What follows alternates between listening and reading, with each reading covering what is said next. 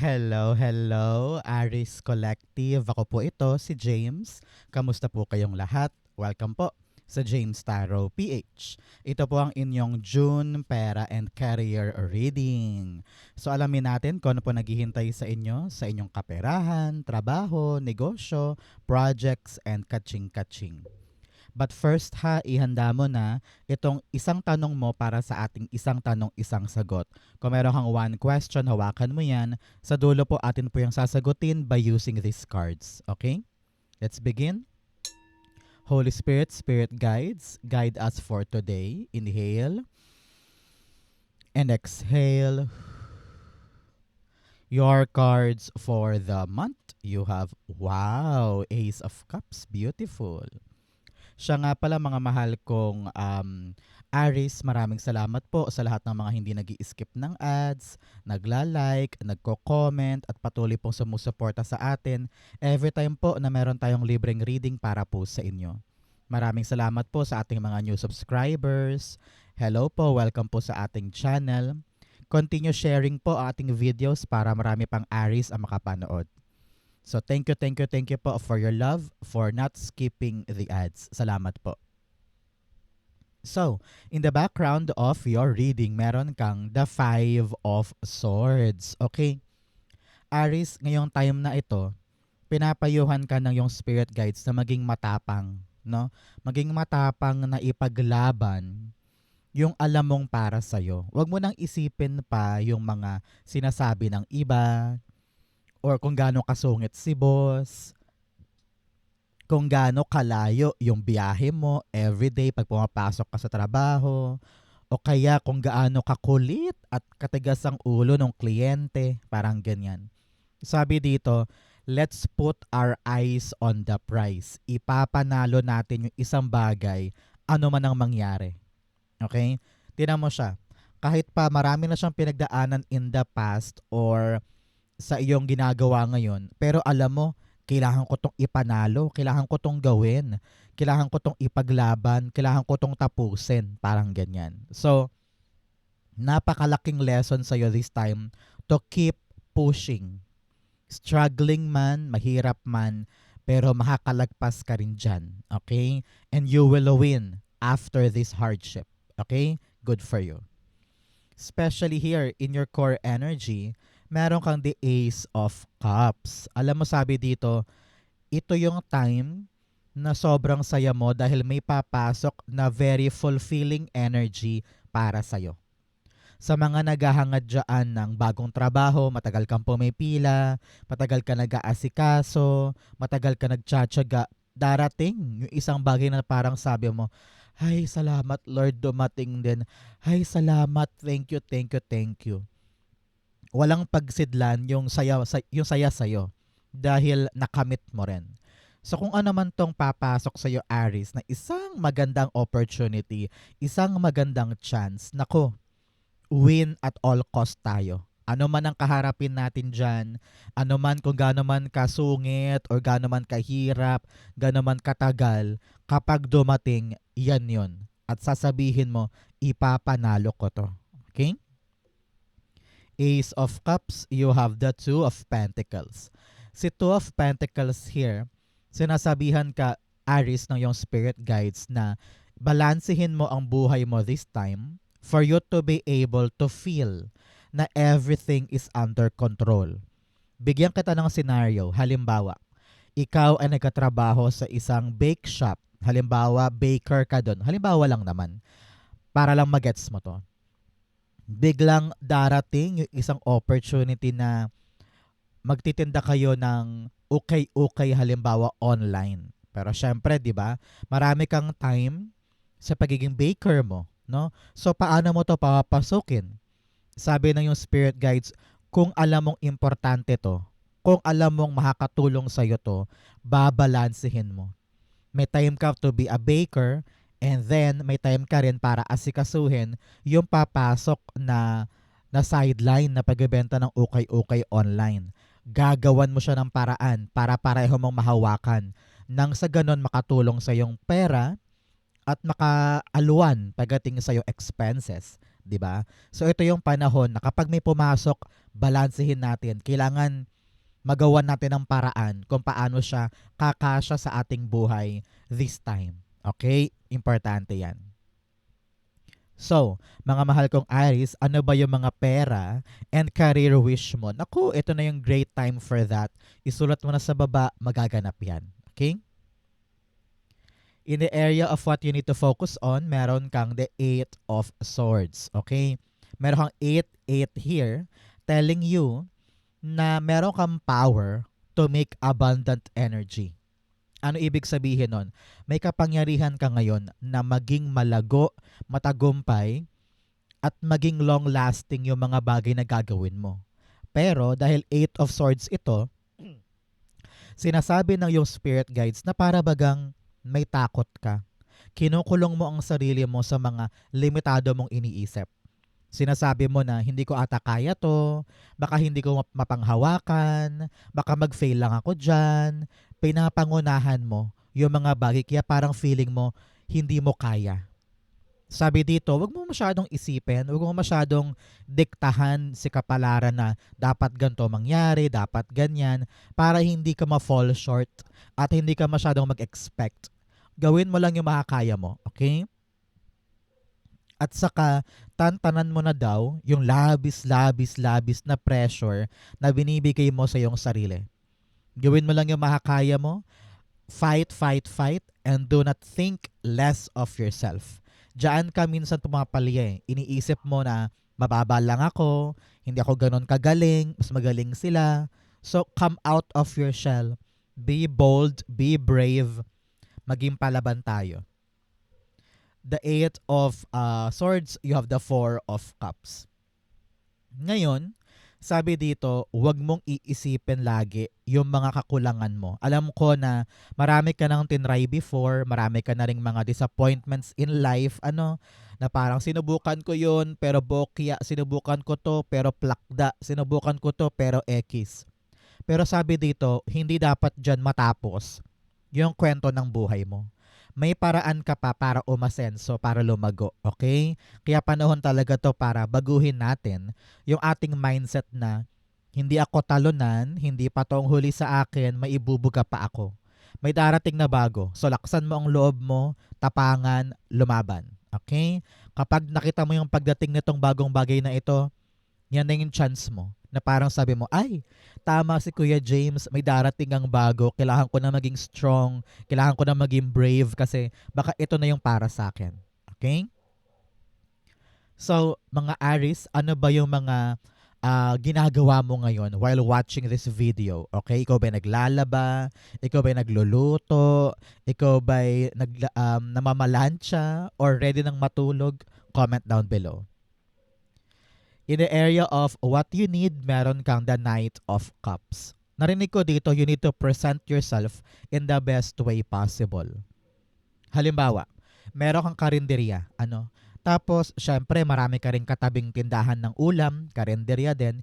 Kailangan bihisan mo yung karinderya mo para maakit yung mga customer at sa'yo kumain. Parang ganyan. O kaya, ikaw mag-a-apply ka ng work, kailangan pick the best clothes. Fix your hair, fix your aesthetics, nang sa ganun ma-attract mo, no? Because yung aura mo, importante yan sa mga kausap mo, whether kliyente man yan, or future boss, or HR, di ba?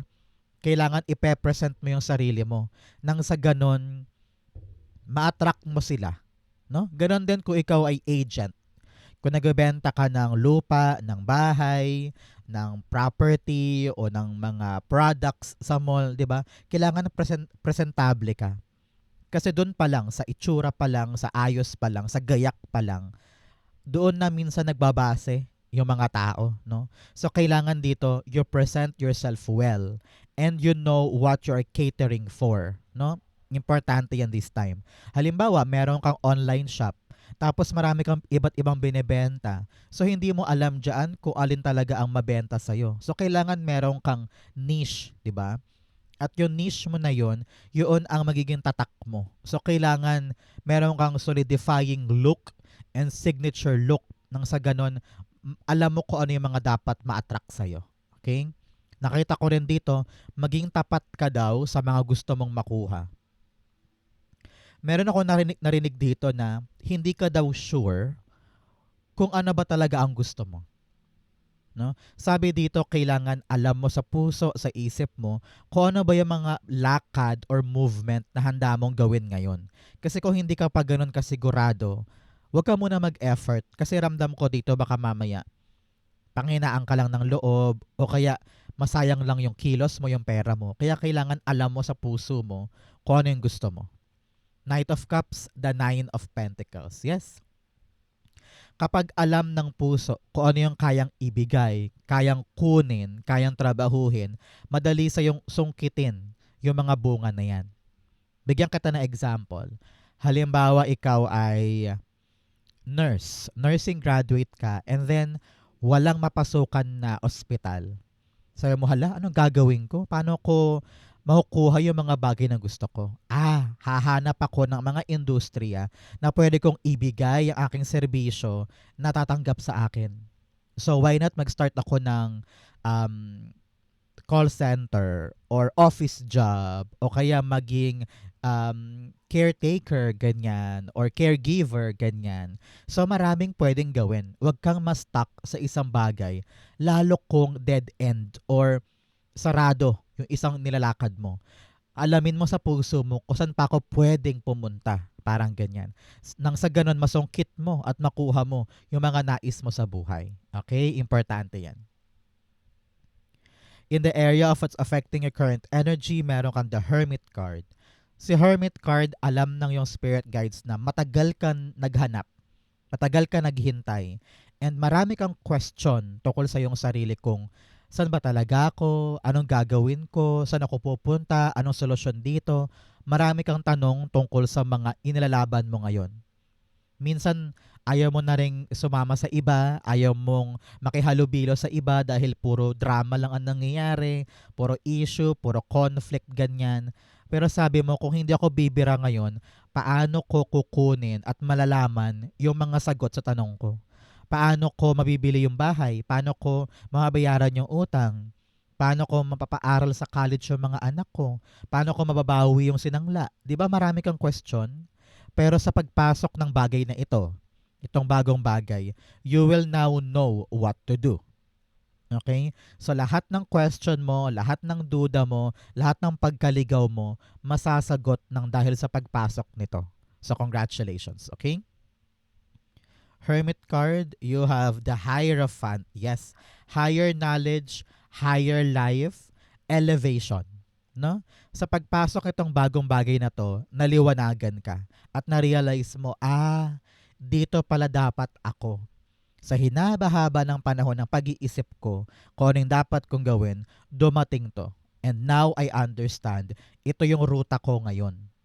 Halimbawa, ikaw ay matagal ng teacher sa private, at naghahanap ka kung kailan kaya ako makakapag trabaho sa isang public school. Pero na-realize mo, may paraan. No? Especially this June, baka marami pong teacher sa inyo ang naghahangad na makalipat sa public. Tapos halimbawa, may dumating na balita mula sa inyong superintendent. Sabi niya, okay, may opening. Ikaw naman sabi mo, naku, kailangan kong gawin lahat ng proseso, kukunin ko yan. Gagawin ko lahat ng balanse nang sa ganun, makalipat ako at maangkin ko ito. So yung knowledge na yon sa paghahanap mo ng para sa'yo, dumating. And this time around, gagawin mo ang lahat nang sa ganun, makapasok siya ng tama sa buhay mo.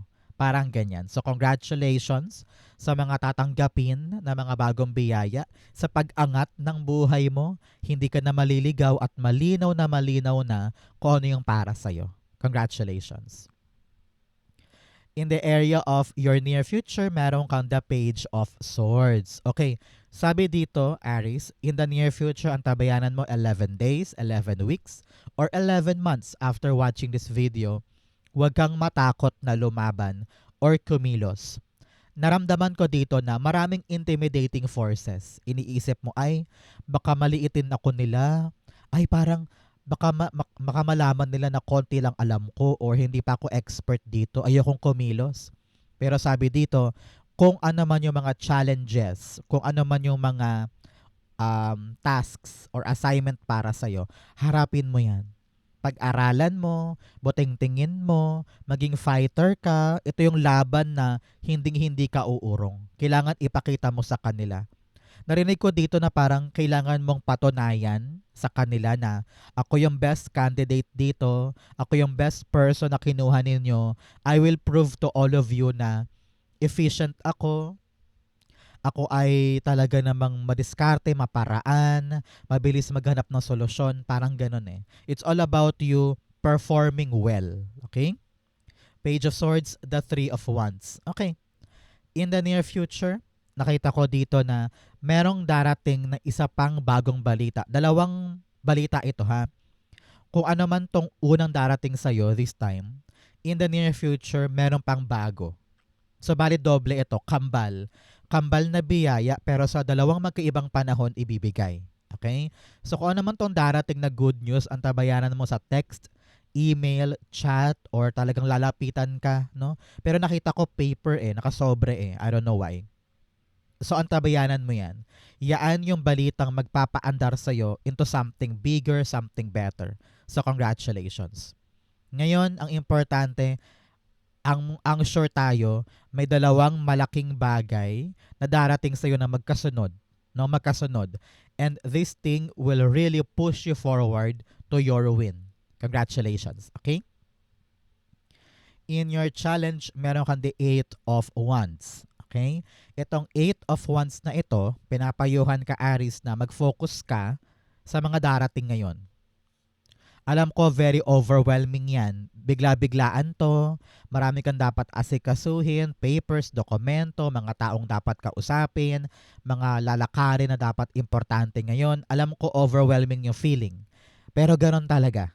Kapag merong sisimulan, kapag merong gagawin, talagang matrabaho yan. Madugo yan minsan. 'Di ba? Pero ganon yun Yun ang reality So ang payo sa'yo dito, wag na wag malilingat. Okay? Hindi pwedeng dahil nahirapan ka lang today, lilipat ka na sa iba para lang mawili ka or mapagaan yung feeling mo. No. The more na nahihirapan ka dito sa isang bagay, the more na dapat ka mag-focus. Okay? And make sure na ginagawa mo siya bago matapos yung deadline or yung nakaset na time para doon. I don't know why. Nakita ko ng deadline, nakita ko ng pass your papers, requirement na merong timeline, parang ganyan. So make sure na nakatutok tayo para nang sa ganun makuha natin yung magandang bunga. Okay? 8 of Wands, the death and rebirth. Okay. Sabi dito ng yung spirit guides, kung ano man yung mga bagay na kailangan mong ipag-adjust, gawin mo. Halimbawa, kailangan nakatutok tayo sa ating tindahan. Kung ano man yung mga imbitasyon sa paligid, hindi natin siya i-entertain. Kasi sabi mo, uy, saka na yan, focus muna ako sa tindahan ko. Parang ganun Kung ano yung importante ngayong buwan na to, pag-focusan mo yan. Kung kailangan baguhin natin yung routine, yung lifestyle, yung tulog natin, yung ating mga kilos everyday, gawin natin yon. Kasi kailangan natin na tumutok dito. Okay? Narinig ko rin kung meron kang mga maling aksyon sa buhay, mga maling paniniwala, baguhin mo yan. Nang sa ganun, mas bumilis itong bagay na ito. Okay? In your fortune, meron kang desert passage. Trust there's a divine plan. Sabi dito, manalig ka lang na may plano sa'yo ang Diyos. No? Hindi ito ang katapusan ng lahat. Kung medyo naliligaw ka, medyo parang hindi mo alam kung saan ka pupunta, pero laban na laban ka, isipin mo na lang na, nako, ang Diyos may plano sa akin. True enough, may darating. Dalawa pa ito, di ba? Dalawang magkasunod na biyaya. So, hindi ka dapat mag-alala, hindi ka dapat matakot, magkaroon ka ng pananalig sa Diyos na gagabayan ka at iingatan ka. Okay? In your fortune, meron kang the 10 of Cups. Very beautiful ito. Nakita ko dito yung completion. Kung meron ka mang nilalakad ngayon na papeles, dokumento, pabalik-balik ka na, di ba? Naku, makukumpleto mo na yan. Kitang-kita ko dito. It will be a happy, happy, happy ending na parang, "Hay, salamat Lord." Natapos din, okay na, gora na, parang ganyan. Meron din pong happy family wish na matutupad ngayon. Congratulations. Kung meron ka mang pampamilyang hinihiling or meron kang pampamilyang goal, nako, this time around, malaking malaki ang chance mo na makuha yan. Nakita ko rin dito, may malaking selebrasyon para sa pamilya. Maaaring may birthday yan, may ikakasal, or lilipat na ng bahay, lilipat na ng property. Merong pampamilyang balita na labis-labis mong ikakaligaya. Okay? Congratulations. Ten of Cups, the Emperor card. Kung ito man ay father figure mo o asawa mo, parang meron siyang magandang trabaho na makukuha. Congratulations, okay? Kung sino naman yung head of the family or tatay sa family, nakita ko dito na may good news sa kanya. Maaring dahil Father's Day, itong time na ito, itong June, so i-celebrate nyo yung Father's Day na yan, okay? Para naman sa iba, nakita ko dito yung tapang mo, Aries, yung tapang mo na ipaglaban at ipanalo yung isang bagay nagbunga. Congratulations.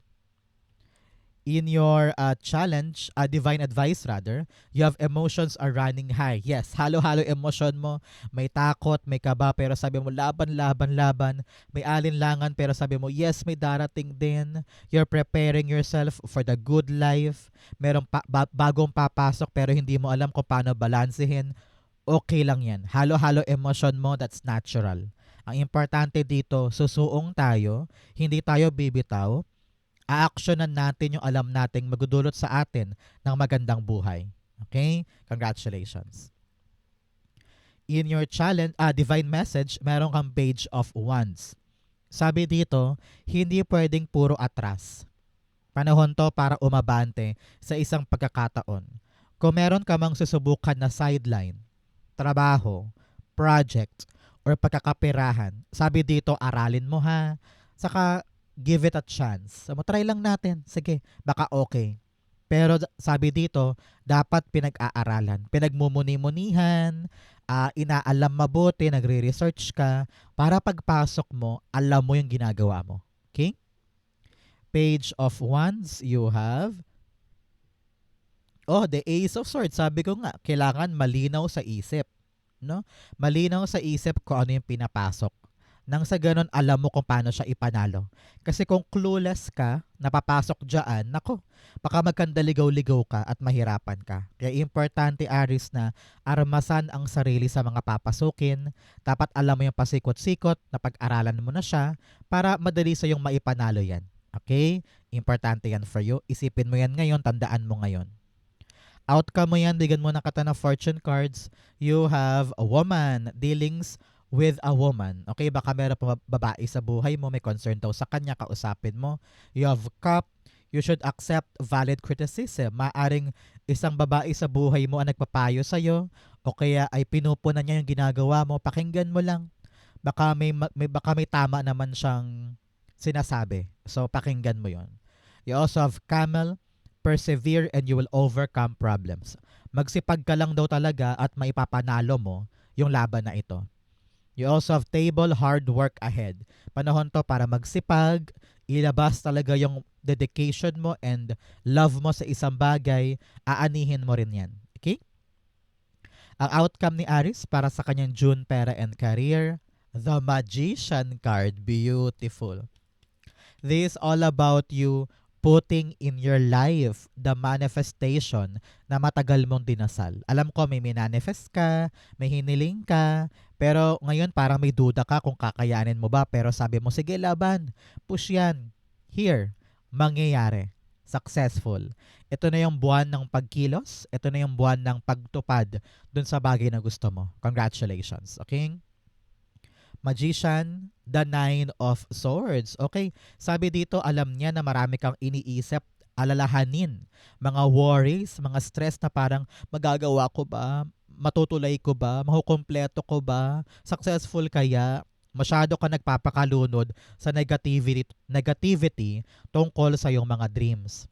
at saka sa mga goal mo. Sabi dito, huwag mong samahan ng kanigahan. Gawin mo lang yung tama, asahan mo lang yung mga experiences mo, yung mga resources mo, magagawa mo yan. Kaya huwag ka na mag-overanalyze dyan, huwag mong pahirapan ng sarili mo, kikilos ka sa katuparan ng gusto mo. Nang walang takot, nang walang alinlangan, nang walang kaba. Okay? Kayang-kaya yan. So, Aries, dako na tayo sa yung isang tanong, isang sagot. Pumikit ka na ngayon, isipin mo na yung isang question mo. Okay? Inhale and exhale the answer to your question. You have the Queen of Swords, the Hierophant, and then the Four of Wands. Beautiful, beautiful. At the bottom, meron kang the Page of Wands. Ooh, very nice. Merong bagong darating, isang magandang chance, magandang opportunity. And you're thinking, kaya ko kaya to? Magagawa ko ba to? Posible kaya sa akin to? Panahon to for you Aries na maging matapang, maging palaban, at umaksyon. Pag gusto mo, angkinin mo. Pag ayaw mo, maghanap ka ng ibang paraan. Pero kitang-kita ko dito na you need to give this question a chance. Kayang-kaya eh. Mag-e-enjoy ka dyan eh. Pero kung meron kang alinlangan, find a mentor. Someone that will teach you, someone that will enlighten you, someone that will guide you para makita mo ng malinaw kung ano yung importansya nito. Because soon you will celebrate. This is something, yung question mo ha, this is something that will make your life stable, happy, complete, reaching that milestone. Okay? Napakaganda niyan. May rason ka para mag-celebrate pag pinapasok mo sa buhay mo itong bagay na ito. Okay? Para po sa ibang Aries naman dyan, ang question ay tungkol sa love life. Kitang-kita ko dito na meron kang opportunity to commit in a relationship. Happy ito, stable life, stable relationship, stable family. Congratulations, okay? But for collective Aries, kailangan mo talagang makita na dapat mo tong tanggapin. Dahil papataasin nito yung estado ng buhay mo and very stable ka soon. May rason para mag-celebrate. Kung naghihintay ka ng yes or no, the answer is all of this. Yes, yes, yes, yes. Okay, maganda yan. Maganda ang future mo dyan. Very stable, paangat ka na. Okay?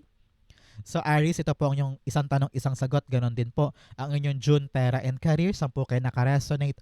Comment below, babasahin ko po yan. Thank you Holy Spirit, Spirit Guides for the clarity and messages for today. Thank you po for watching hanggang dulo. I love you. This has been James for James Taro PH. God bless everybody.